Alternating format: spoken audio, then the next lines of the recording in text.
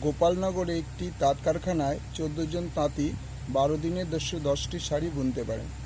পুজোর সময় 10 দিনের মধ্যে 300টি শাড়ি যোগান দেওয়ার অর্ডার এলো। সময় মতো সেই শাড়ি যোগান দিতে হলে আরও কতজন তাঁতি নিয়োগ করতে হবে? ত্রৈরাশিক পদ্ধতি হিসাব করে দেখি। গুণে দেওয়ার সমস্যাটি হলো দিন সংখ্যা ছিল দিন সংখ্যা, শাড়ি সংখ্যা, জনসংখ্যা।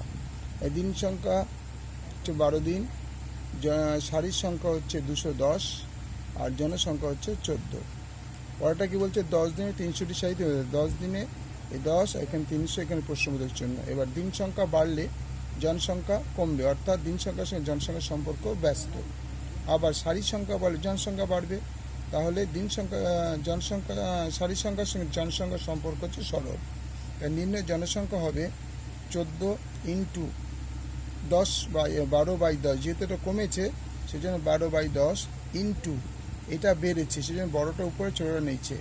এবার এই শূন্য কেটে দিলাম, এই শূন্য কাটা গেল, এই শূন্য কাটা গেল। 7 দুগুণে 14 হলো, 12 দুগুণে 24 জন। তো সময় মতো শাড়ি যোগান দিতে হলে জনসংখ্যা বা তাঁতি লাগবে 24/10 জন। তার মানে অতিরিক্ত তোমার 10 জন লোক লাগছে।